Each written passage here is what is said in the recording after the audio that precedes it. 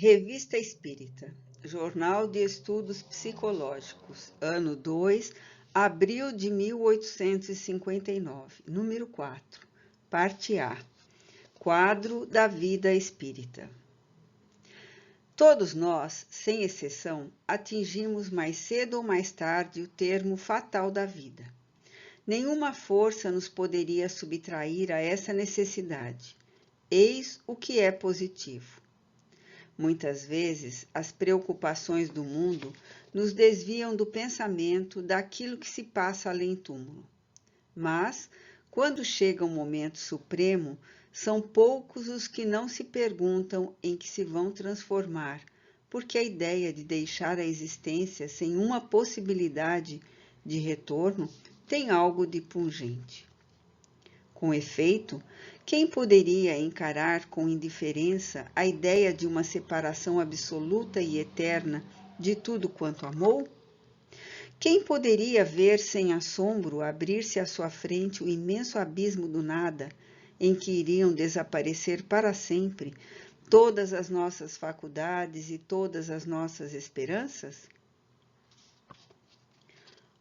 Depois de mim, o nada, nada mais que o vazio. Tudo acabado, irremediavelmente. Mais alguns dias e a minha lembrança se apagará na memória dos que me sobreviverem. E em breve não restará nenhum traço de minha passagem pela terra. O próprio bem que eu tiver feito será esquecido pelos ingratos a quem tiver beneficiado. E nada compensará tudo isto. Nenhuma outra perspectiva além de meu corpo a ser roído pelos vermes. Este quadro do fim de um materialista, traçado por um espírito que tinha vivido esses pensamentos, não tem algo de horrível e de glacial? Ensina-nos a religião que não pode ser assim, e a razão o confirma. Mas essa existência futura, vaga e indefinida, nada tem que satisfaça ao nosso amor do que é positivo. E isto que gera a dúvida em muitos. Vá lá que tenhamos uma alma. Mas o que é a nossa alma? Ela tem forma e aparência? É um ser limitado ou indefinido?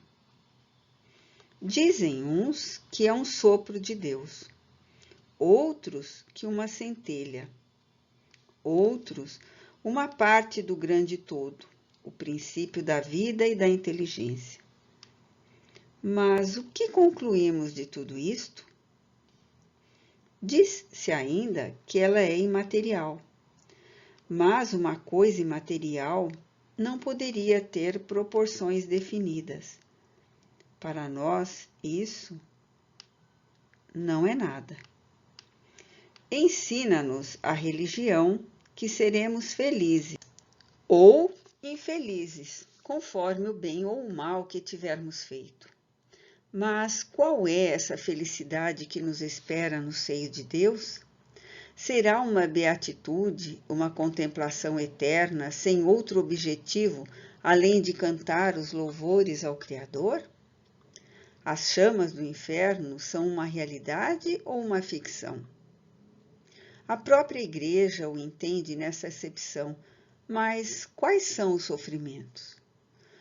Onde o lugar do suplício? Numa palavra, que é o que se faz ou se vê nesse mundo que nos espera a todos?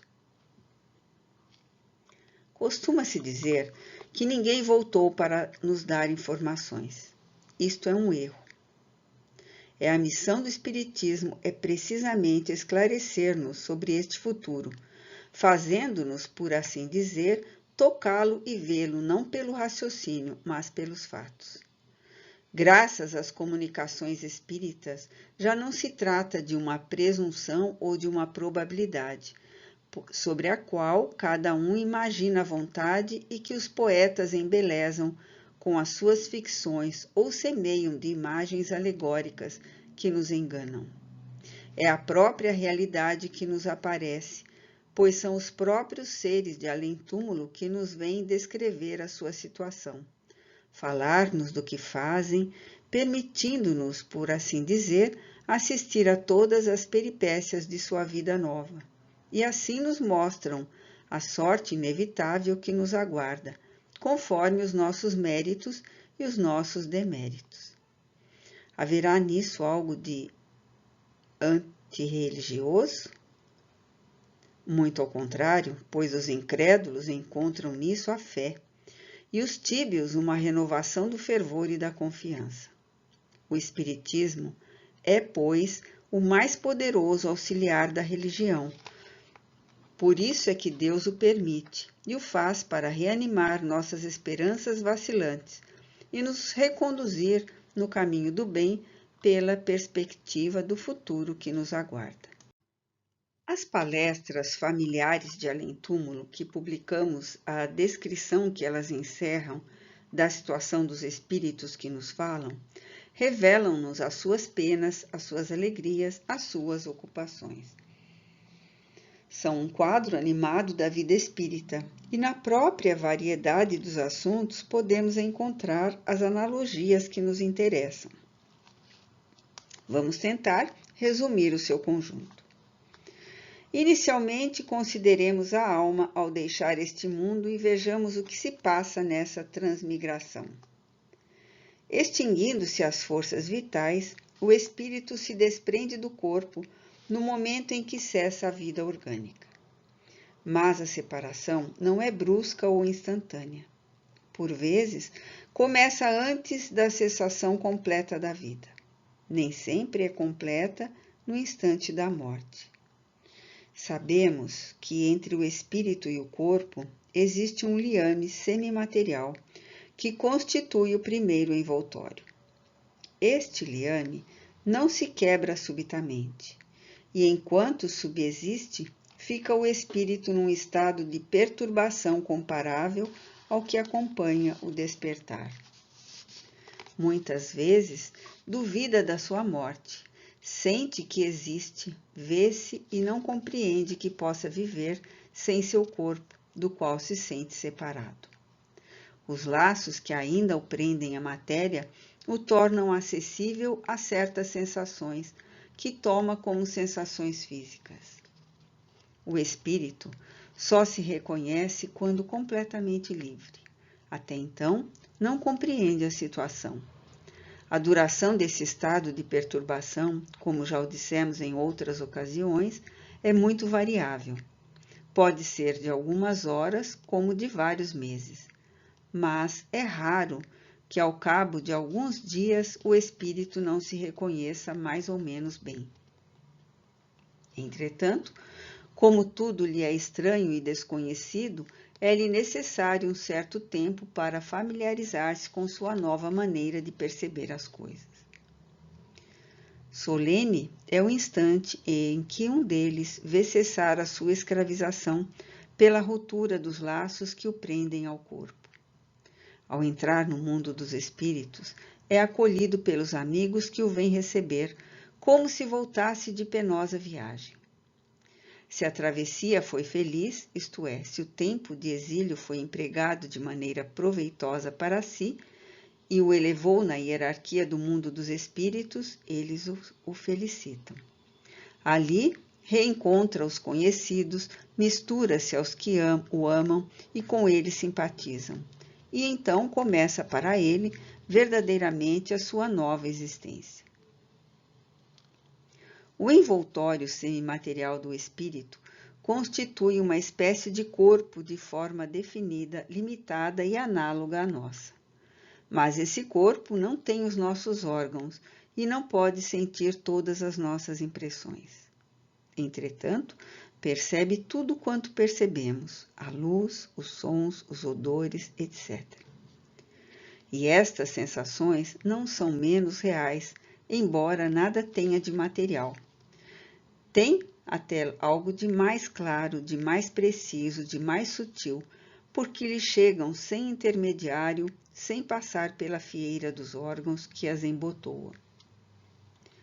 A faculdade de perceber é inerente ao espírito, é um atributo de todo o seu ser. As sensações o atingem de maneira geral e não por canais circunscritos. Falando da visão, dizia-nos um espírito: é uma faculdade do espírito e não do corpo. Vedes pelos olhos, mas não é o olho que vê, é o espírito. Em virtude da conformação de nossos órgãos, necessitamos de certos veículos para as sensações. É assim que nos é necessária a luz a fim de refletir os objetos, o ar para nos transmitir os sons. Esses veículos se fazem inúteis desde que não tenhamos mais os intermediários que os tornam indispensáveis. Assim, pois, o espírito vê sem auxílio de nossa luz, ouve sem necessidade das vibrações do ar. Eis porque para ele não há obscuridade. Mas as sensações permanentes e indefinidas, por mais agradáveis que sejam, com o tempo se tornariam fatigantes, se não lhe fosse possível subtrair-se a elas. Por isso tem o espírito a faculdade de as suspender. À vontade, ele pode deixar de ver, de ouvir, de sentir tais ou quais coisas, e, consequentemente, não ver, não ouvir, não sentir senão aquilo que queira. Essa faculdade está na razão de sua superioridade, porque há coisas que os espíritos inferiores não podem evitar, pelo que a sua situação se torna penosa. A princípio, o espírito não compreende essa nova maneira de sentir, da qual só aos poucos se dá conta. Aqueles cuja inteligência ainda muito atrasada não a compreendem absolutamente e sentiriam muita dificuldade em exprimi-la, exatamente como entre nós, os ignorantes, veem e se movem sem saber como nem porquê. Esta impossibilidade de compreender o que está acima do seu alcance, aliada à fanfarrice de ordinário, acompanha a ignorância e a fonte de teorias absurdas, dadas por certos espíritos que nos induziriam em erro, se as aceitássemos sem controle, e se pelos meios fornecidos pela experiência e pelo hábito de com eles conversar, não nos tivéssemos assegurado do grau de confiança que merecem. Há sensações que têm por fonte o próprio estado dos nossos órgãos. Ora, as necessidades inerentes ao corpo não se podem verificar desde que não exista mais corpo. Assim, pois, o espírito não experimenta nenhuma fadiga, como nenhuma das nossas enfermidades. As necessidades do corpo determinam necessidades sociais que para eles não existem. Assim, não mais existem as preocupações dos negócios, as discórdias, as 1001 tribulações do mundo e os tormentos a que nós entregamos para nos proporcionarmos as necessidades ou as superfluidades da vida. Eles têm pena do esforço que fazemos por causa de futilidades. Entretanto, quanto mais felizes são os espíritos elevados, tanto mais sofrem os inferiores. Mas esse sofrimento são angústias, e embora nada tenha de físico, nem por isso são menos pungentes. Eles têm todas as paixões e todos os desejos que tinham em vida. Referimos-nos aos espíritos inferiores, e seu castigo é o de não poder satisfazê-los. Isto é para eles uma tortura que julgam eterna, porque sua própria inferioridade não lhes permite ver o término, o que é também para eles um castigo. A palavra articulada é uma necessidade de nossa organização. Como os espíritos não necessitam de vibrações sonoras para lhes ferir os ouvidos, compreendem-se pela simples transmissão do pensamento, assim como por vezes acontece que nos entendamos por um simples olhar. Entretanto, os espíritos fazem barulho. Sabemos que podem agir sobre a matéria e esta nos transmite o som. É assim que se dão a entender, quer por meio de pancadas, quer por meio de gritos que vibram no ar. Mas então o fazem por nós e não por eles. voltaremos ao assunto em artigo especial, no qual trataremos da faculdade dos médiuns auditivos. Enquanto arrastamos penosamente pela terra o nosso corpo pesado e material, como o calceta as suas correntes, o dos espíritos, vaporosos e etéreo, transporta-se sem fadiga de um lugar para o outro. Rasga o espaço com a violência do pensamento e tudo penetra, sem encontrar qualquer obstáculo material. O espírito vê tudo aquilo que vemos e mais claramente do que nós. Além disso, vê aquilo que os nossos sentidos limitados não nos permitem ver. Os espíritos não são, pois, seres vagos e indefinidos, conforme as abstratas definições da alma a que nos referimos pouco antes. São seres reais, determinados, circunscritos, que gozam de todas as nossas faculdades e de outras que nos são desconhecidas, porque inerentes à sua natureza. Eles têm as qualidades da sua matéria peculiar e constituem um mundo invisível que povoa o espaço, envolvendo-nos e se acotovelando incessantemente conosco. Suponhamos, desfeito por um instante, o véu material que os oculta aos nossos olhos. Ver-nos-íamos envolvidos por uma multidão de seres que vão e vêm, agitando-se em torno de nós e nos observando do mesmo modo que faríamos se nos encontrássemos em uma assembleia de cegos. Para os espíritos, nós somos os cegos e eles são os videntes. Dissemos que, ao entrar em sua nova vida, o espírito precisa de algum tempo para se reconhecer, que ali tudo lhe é estranho e desconhecido. Perguntarão como pode ser assim se ele já teve outras existências corpóreas. Essas existências foram separadas por intervalos durante os quais ele habituou o mundo dos espíritos. Então, esse mundo não lhe deve ser desconhecido, desde que não o vê pela primeira vez. Várias causas contribuem para que essa percepção, embora já experimentadas, lhe pareçam novas. Como dissemos, a morte é sempre seguida por um instante de perturbação, que pode ser de curta duração. Neste estado, suas ideias são sempre vagas e confusas. A vida corpórea se confunde, até certo ponto, com a vida espírita, e ele ainda não as pode separar em seu pensamento. Dissipada a primeira impressão, as ideias pouco a pouco se aclaram e a ele volta, mas gradativamente, a lembrança do passado. Nunca irrompe bruscamente. Só quando ele se encontra inteiramente desmaterializado é que o passado se desdobra à sua frente, como uma perspectiva ao sairmos de um nevoeiro. Só então ele se recorda de todos os atos da sua última existência, depois das existências anteriores e de suas várias passagens pelo mundo dos espíritos.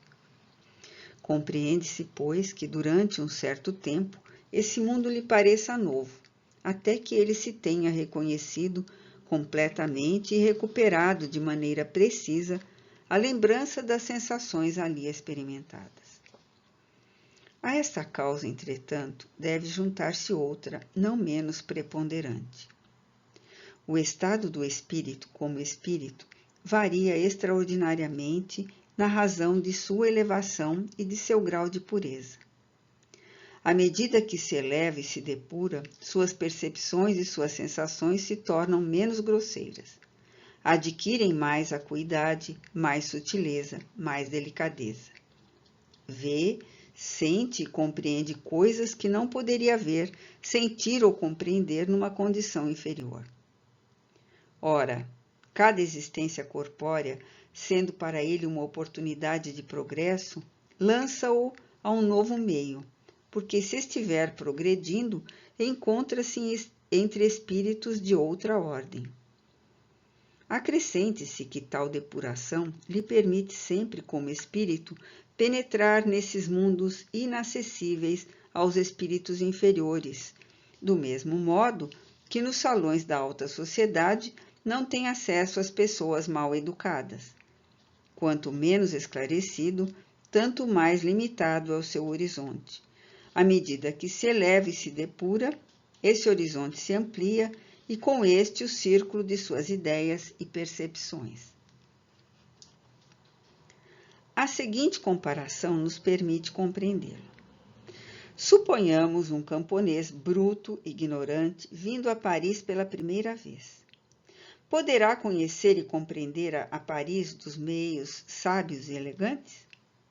Não, porque frequentará apenas as pessoas de sua classe e os bairros por estas habitados.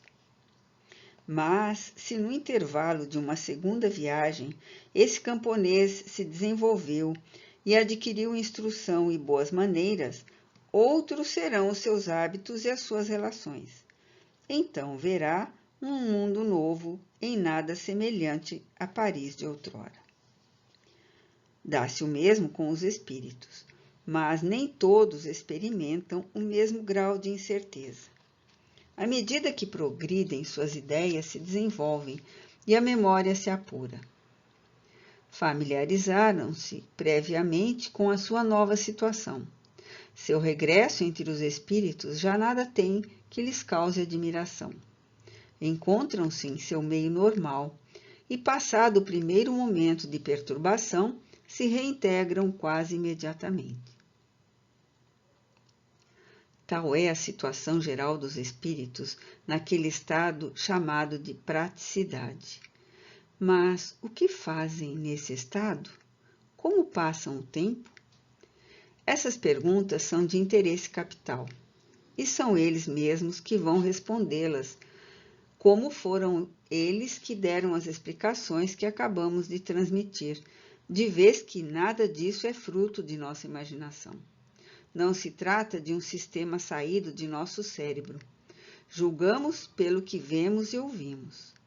Posta de lado qualquer opinião relativamente ao espiritismo, hão de convir que esta teoria da vida de além-túmulo nada contém de irracional. Ela apresenta uma sequência e um encadeamento perfeitamente lógicos que fariam honra a qualquer filósofo. Seria erro pensar que a vida espírita seja uma vida ociosa. Ao contrário, ela é essencialmente ativa e todos nos falam de suas ocupações. Essas ocupações necessariamente diferem conforme seja o espírito, errante ou encarnado. No estado de encarnação, elas são relativas à natureza dos mundos habitados, às necessidades que dependem do estado físico e moral desses mundos, bem como da organização dos seres vivos. E não é disso que devemos tratar aqui. Falaremos apenas dos espíritos errantes. Entre os que já atingiram certo grau de desenvolvimento, uns velam pela realização dos desígnios de Deus nos grandes destinos do universo. Dirigem a marcha dos acontecimentos e concorrem ao progresso de cada mundo. Outros tomam os indivíduos sob sua proteção, constituindo-se em seus gênios tutelares e anjos da guarda, e os acompanhando desde o nascimento até a morte, buscando encaminhá-los pela estrada do bem. E sentem-se felizes quando seus esforços são coroados pelo sucesso. Alguns se encarnam em mundos inferiores para neles realizar missões de progresso. Pelo trabalho, pelo exemplo, pelos conselhos, pelos sentimentos, procuram fazer que uns progridam nas ciências e nas artes, outros na moral. Então, se submetem voluntariamente às vicissitudes de uma vida corpórea, por vezes penosa, com o objetivo de fazer o bem, e o bem que fazem lhes é contado. Muitos, enfim, não têm qualquer atribuição especial. Vão a todo lugar onde sua presença é útil. Dar conselhos, inspirar boas ideias, animar os desanimados, fortalecer os fracos e castigar os presunçosos. Se considerarmos o número infinito de mundos que povoam o universo e o número incalculável de seres que o habitam, compreenderemos que os espíritos têm muito em que se ocupar. Essas ocupações, entretanto, nada têm de penosas, exercem-nas com alegria, voluntariamente, sem constrangimento, e sua felicidade é triunfar naquilo que empreendem. Ninguém pensa numa ociosidade eterna, que seria um verdadeiro suplício. Quando as circunstâncias o exigem, reúnem-se em conselho, deliberam sobre a marcha a seguir, conforme os acontecimentos, dão ordens aos espíritos que lhes são subordinados, e a seguir vão para onde o dever os chama. Estas assembleias são mais gerais ou mais particulares, conforme a importância do assunto. Nenhum lugar especial ou circunscrito é escolhido para essas reuniões. O espaço é o domínio dos espíritos. Contudo, eles ficam de preferência nos mundos onde estão os seus objetivos. Os espíritos encarnados, que neles estão em missão, delas participam conforme a sua elevação.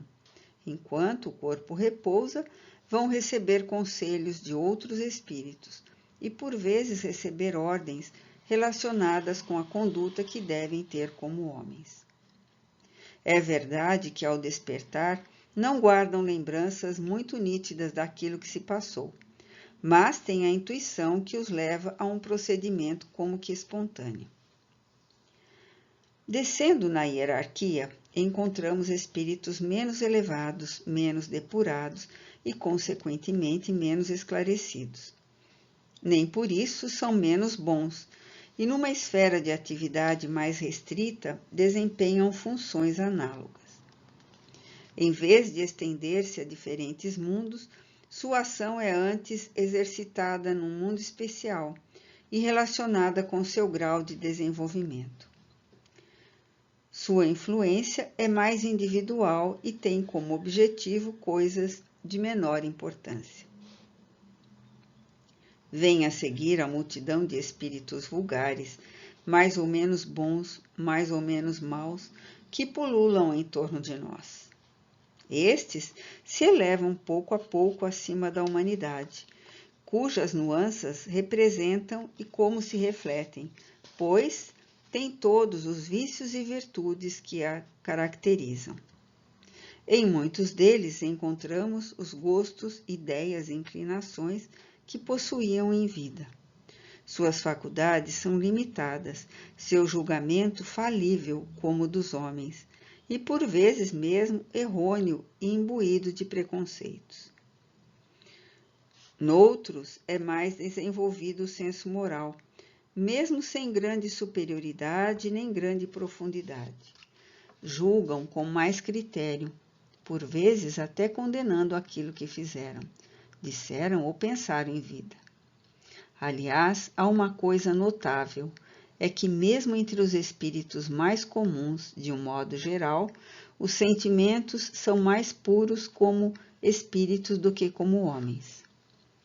A vida espírita os esclarece quanto aos seus defeitos e, salvo poucas exceções, arrependem-se amargamente e lamentam o mal que fizeram, pois sofrem mais ou menos cruelmente suas consequências. Vimos alguns destes que não eram melhores do que tinham sido em vida. Nunca, porém, os vimos piores. O endurecimento absoluto é muito raro e apenas temporário. Mais cedo ou mais tarde acabam lamentando a sua posição. Pode-se, pois, dizer que todos aspiram ao aperfeiçoamento, porque todos compreendem que é este o único meio de sair da sua inferioridade.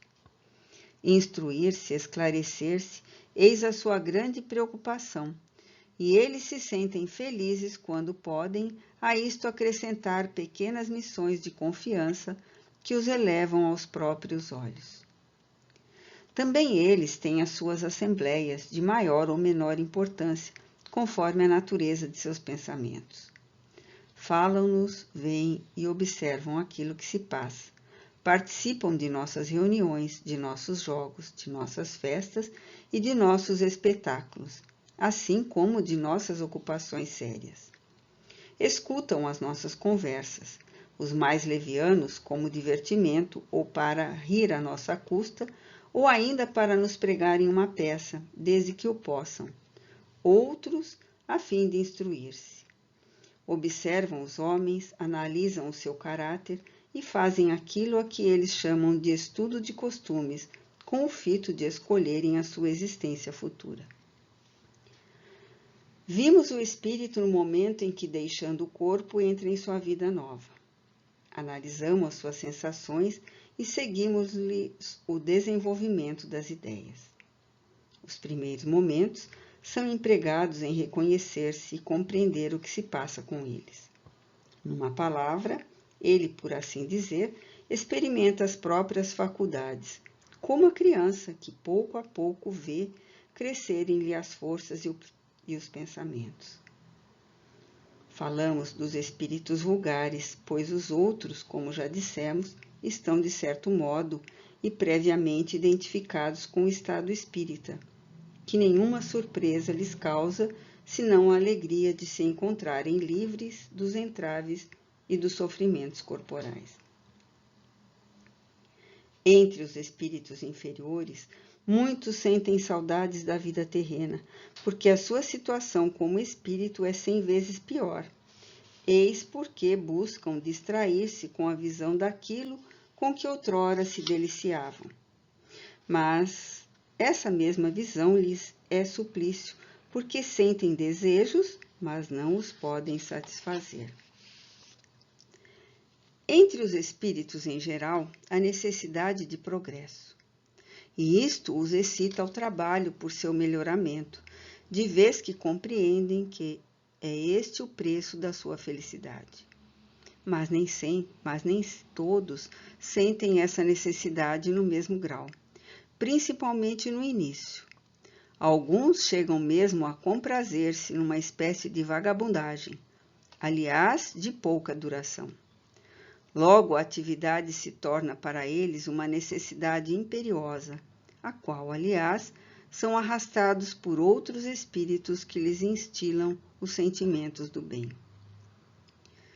Vem a seguir o que se pode chamar de escória do mundo espírita, constituída de todos os espíritos impuros, cuja preocupação única é o mal. Sofrem e desejariam que todos sofressem com eles. A inveja lhes torna odiosa toda superioridade. O ódio é sua essência. Não podendo culpar disso, os espíritos investem contra os homens, atacando aos que lhe parecem mais fracos. Excitar as paixões ruins, insuflar a discórdia, separar os amigos, provocar rixas, fazer que os ambiciosos pavoneiem o seu orgulho, para o prazer de abatê-los em seguida. Espalhar o erro e a mentira, numa palavra, desviar do bem, tais são os seus pensamentos dominantes. Mas por que permite Deus que seja assim? Deus não tem que nos prestar contas. Dizem-nos espíritos superiores que os maus são provocações para os bons e que não há virtude onde não há vitória a conquistar. Aliás, se esses espíritos malfazejos se acham na Terra, é que aqui encontram eco e simpatia. Console-nos o pensamento de que, acima deste lodo que nos cerca, existem seres puros e benevolentes que nos amam, nos sustentam, nos encorajam e nos estendem os braços, atraindo-nos, a fim de nos conduzirem a mundos melhores, onde o mal não encontra acesso, desde que saibamos fazer aquilo que devemos para o merecer.